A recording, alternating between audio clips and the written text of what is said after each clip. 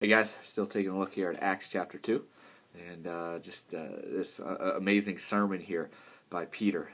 Again, the same guy that was the one that denied Christ now is standing up in front of the people that killed Christ and telling them who Christ is. There's kind of three things that kind of stood out to me as I was reading this passage and going through this. And just the first one came up really in verse 24 of Acts chapter 2, where it talks about the fact that God raised Christ from the dead, and really the significance of what the resurrection meant to Peter and to all of them there. That was the signal major event, the foundation of all that they believed was that Christ was crucified but then rose again and he's alive.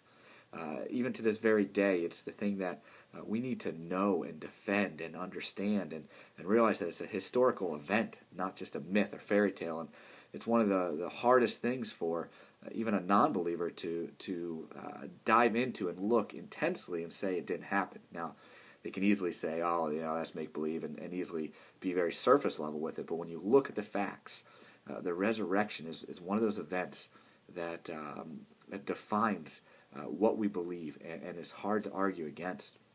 In fact, even at this time, if truly Christ wasn't raised from the dead, then the disciples wouldn't have given their lives. The Roman Empire and the Jewish leaders would have shown everybody the body, and it would have crushed this movement of Christianity. But they didn't have it because Christ was alive. So that stands out, and that gave the disciples so much confidence in sharing that. The other thing that we see again listed in here, and you're going to see throughout the book of Acts, is the comment of being witnesses.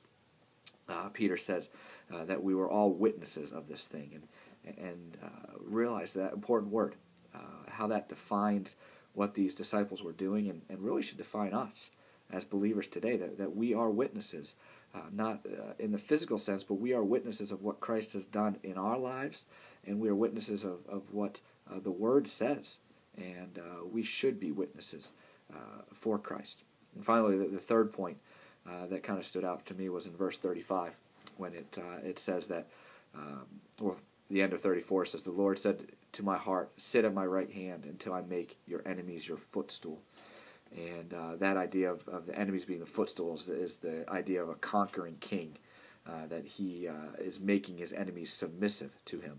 It's exactly the exact same thing that God told Adam and Eve back in Genesis chapter 3, verse 15, when he looked at the serpent and said, you will bruise his heel, but he will crush your head.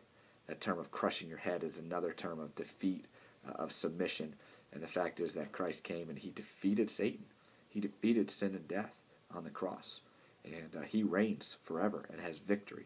And so just three things, really important stuff in this sermon. Hope you guys took the time this week to look at it, to study it. Maybe you got some questions you can bring to group. But and just kind of encouraged by all things. Hope you guys are doing well. All right.